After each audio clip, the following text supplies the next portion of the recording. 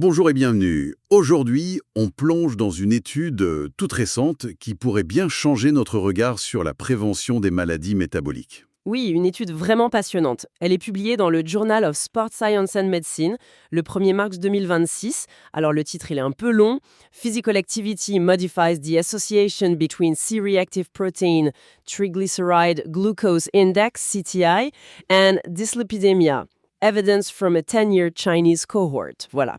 C'est signé par Yang Wang, Zixuan Luo et toute leur équipe. Notre mission aujourd'hui, décortiquer ce que ce nouvel indice, le CTI, nous apprend et surtout voir comment le sport vient jouer les troubles faits. Exactement. Alors, pour commencer, il faut peut-être poser les bases. On parle de dyslipidémie. Qu'est-ce que c'est précisément? C'est le point de départ, oui. La dyslipidémie, pour le dire simplement, c'est quand les graisses dans notre sang sont en désordre. Les graisses, c'est-à-dire le cholestérol? Oui, on pense tout de suite au mauvais cholestérol trop élevé.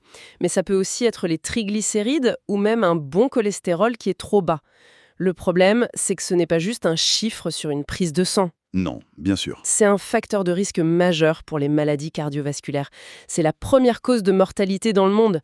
C'est un problème en fait silencieux. Ah oui. Et l'étude le rappelle avec des chiffres assez frappants. Au niveau mondial, un adulte sur 4 a trop de cholestérol. Et presque 1 sur 3, trop de triglycérides. C'est énorme. Et l'étude, elle, se concentre sur la Chine. J'imagine que le tableau n'est pas plus rose là-bas. Loin de là, non. En Chine, la prévalence frôle et parfois même dépasse les 40%. 40%. Mais le chiffre qui m'a le plus interpellé dans l'article, c'est celui-ci. Sur toutes ces personnes, seule une minorité, environ 43%, sait qu'elle a un problème. La moitié, à peine.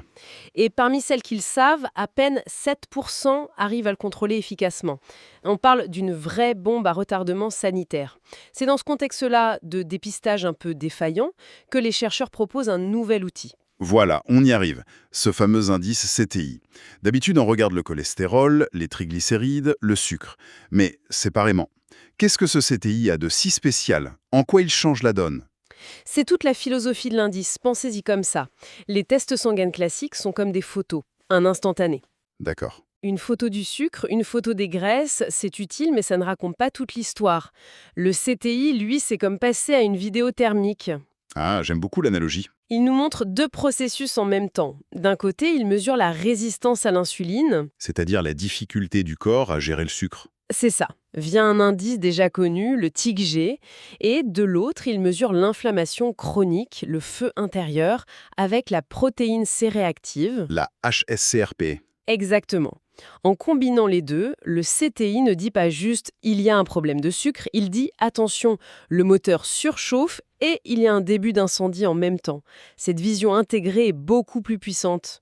D'accord, c'est beaucoup plus dynamique. Alors pour tester la fiabilité de ce nouvel outil, comment les chercheurs s'y sont-ils pris? Alors ils ont mis en place un protocole très robuste. C'est une étude de cohorte. Donc ils ont suivi un grand groupe de gens sur une longue période. Voilà. Près de 8000 participants chinois suivis pendant 10 ans, de 2011 à 2020. Et le point crucial, c'est qu'au départ, tous ces participants, qui avaient 45 ans et plus, n'avaient pas de dyslipidémie. D'accord, donc on a cette cohorte immense sur 10 ans, c'est une base de données incroyable. Et concrètement, qu'est-ce qu'ils cherchaient à prouver avec ce CIT? Le but était double. Premièrement, vérifier si le CIT mesuré au début de l'étude pouvait prédire qui, 10 ans plus tard, allait développer une dyslipidémie. En gros, est-ce que c'est un bon prophète? C'est ça. Et deuxièmement, et c'est là que l'étude devient vraiment originale, ils voulaient savoir si l'activité physique pouvait venir brouiller les cartes, modifier cette prédiction. Alors, 10 ans plus tard, le verdict. Est-ce que ce prophète a vu juste? La réponse est oui, et de manière assez nette. Les données sont claires. Plus le CTI de départ était élevé, plus le risque de développer une dyslipidémie était grand. Vous avez des chiffres? Oui. Sur la période, on a eu un peu plus de 2000 nouveaux cas.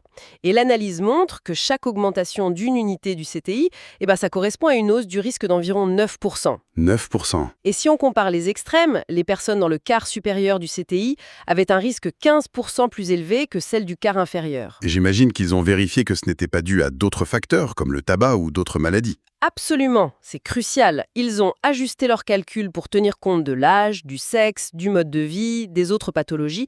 Et même après tout ça, le lien reste solide. Donc le CTI, il mesure bien quelque chose de fondamental. Oui, un risque qui lui est propre. Intéressant. Mais ce risque, il ne touche pas tout le monde de la même manière, je suppose. L'étude a identifié des profils plus vulnérables. Oui, et c'est là qu'on entre dans les nuances fascinantes de l'étude. En analysant les sous-groupes, deux différences majeures ont sauté aux yeux. La première, c'est le sexe. Ah, La fameuse différence homme-femme. exactement. Et ici, elle est spectaculaire. Chez les hommes, l'association est très forte. Chaque point de CTI en plus augmente le risque de 20%. 1%, c'est énorme. C'est énorme.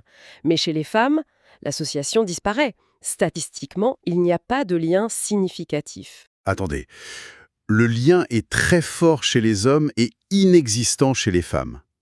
C'est une différence colossale. Comment on peut expliquer ça? L'article avance plusieurs pistes. Il y a les hypothèses biologiques, bien sûr, le rôle protecteur des œstrogènes chez les femmes, une distribution différente des graisses. D'accord. Mais les auteurs évoquent aussi la possibilité d'un biais dans la déclaration. Peut-être que les hommes et les femmes ne rapportent pas un diagnostic de la même façon. Quoi qu'il en soit, le signal est clair. Ce marqueur semble bien plus pertinent pour les hommes. Oui, tout à fait. D'accord? Et la deuxième grande différence, Elle est liée à l'âge. L'effet du CT est à son maximum chez les adultes d'âge moyen, la tranche des 45-59 ans. ah oui, pour eux, l'augmentation du risque est de 22% par point de CTI. C'est encore plus que pour les hommes en général. Chez les plus de 60 ans, le lien existe toujours, mais il est plus faible. Donc, si on devait dessiner un portrait robot, Ce serait un homme, autour de la cinquantaine. C'est pour lui que le CTI est le plus prédictif. Le fait que le risque soit si différent est déjà un résultat en soi. Mais l'étude ne s'arrête pas là. Elle ajoute une autre variable, le sport. Et c'est là que les choses deviennent... surprenante, n'est-ce pas? C'est exactement ça. C'est la partie la plus complexe et, à mon avis, la plus révélatrice. Les chercheurs ont classé l'activité physique en 3 niveaux. Faible, modérée et vigoureuse. Ok.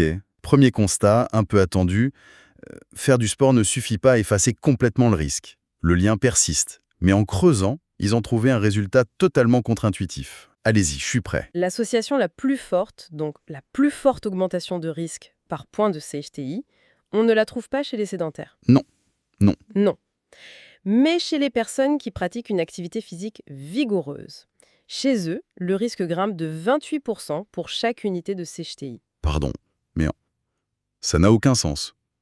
On nous répète que le sport protège.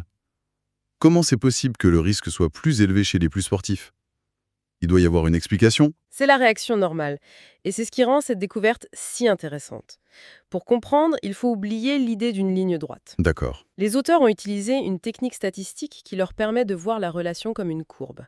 Et cette courbe a révélé un détail fascinant. Lequel? Pour les gens peu ou modérément actifs, la courbe monte de façon régulière. Plus le CHTI est mauvais, plus le risque grimpe. C'est linéaire. Ok, logique. Mais pour le groupe activité vigoureuse, la courbe est différente. Elle monte en flèche au début quand le CTI passe de bas à moyen. Ce qui explique le chiffre de 28%. Exactement. Mais ensuite, quand le CTI atteint des niveaux très très élevés, la courbe s'aplatit. Elle atteint un plateau. Le risque arrête d'augmenter. Un plateau. Donc, si je comprends bien, pour les très sportifs, le risque explose au début, mais finit par être plafonné, même si leur biologie est très dégradée. C'est exactement l'interprétation de l'étude. L'exercice vigoureux semble conférer un effet protecteur si puissant qu'il agit comme un filet de sécurité. Un filet de sécurité? Oui, c'est comme si le corps de ces personnes très actives avait un mécanisme de compensation que les autres n'ont pas. Quand leur niveau d'inflammation devient vraiment critique, les bénéfices de leur condition physique prennent le dessus et empêchent le risque d'exploser davantage. C'est une nuance incroyable. Le sport ne fait qu'à que prévenir, il modifie carrément les règles du jeu biologique. Alors, si on prend un peu de recul, qu'est-ce qu'on fait de tout ça? Quelles sont les implications concrètes? Pour la santé publique, c'est très important. D'abord, le CETI s'affirme comme un biomarqueur d'avenir. Il est pratique, il est intégratif et surtout, Il est peu coûteux. il est peu coûteux. Il se calcule à partir de 3 mesures assez courantes. Il y a donc un potentiel énorme pour le dépistage précoce, pour identifier ces fameux hommes de 50 ans à haut risque. Avant qu'il ne tombe malade. Voilà. Et ensuite, et c'est peut-être le plus important, l'étude martèle une idée clé. Bouger régulièrement, ce n'est pas juste une recommandation, c'est la base. Ce n'est pas une option, c'est ce qui peut tout changer. Donc, si je résume, on a un nouvel outil de dépistage, le CTI, qui est une alarme plus sensible. On sait qui cibler en priorité, les hommes approchant la cinquantaine, et on a la confirmation que le sport, ce n'est pas un bonus, mais un véritable modificateur de risque. C'est une excellente synthèse. Outils, cibles et intervention. Vous avez les trois piliers qui ressortent de cette étude. Parfait. Pour terminer, est-ce que cette recherche ouvre la porte à d'autres questions? Qu'est-ce qui reste à explorer? Oui, et les auteurs sont très honnêtes là-dessus. Ils n'ont pas pu tout mesurer. Et ça m'amène à une réflexion que l'étude ne traite pas directement. On a parlé du CTI et du sport. Mais il manque un pilier. Il manque le troisième pilier, l'alimentation. La question qui se pose maintenant, c'est dans quelle mesure notre régime alimentaire interagit-il avec ce que mesure le CTI? Est-ce qu'un régime anti-inflammatoire, par exemple, pourrait abaisser le risque associé à un CTI élevé, même avec une activité modérée? Intéressant. Comprendre ce triangle biomarqueur-exercice-nutrition est sans doute la prochaine grande frontière de la recherche en prévention. Une piste de réflexion passionnante. Pour celles et ceux qui souhaitent plonger encore plus profondément dans les détails, on ne peut qu'encourager la lecture de l'article original. Je le répète, il s'intitule « Physical Activity Modifies the Association between C-reactive protein, triglyceride, glucose index, CTI, and dyslipidemia » par Yang Weng et son équipe. Tout à fait. C'est un excellent exemple de la manière dont la science affine notre compréhension pas à pas. Et c'est en comprenant ces mécanismes qu'on peut espérer des stratégies de santé publique plus efficaces. Un grand merci pour cette analyse. Merci à vous. Et pour notre public, n'oubliez pas de vous abonner et d'activer les notifications pour ne manquer aucune de nos prochaines explorations. Merci de nous avoir écoutés et à très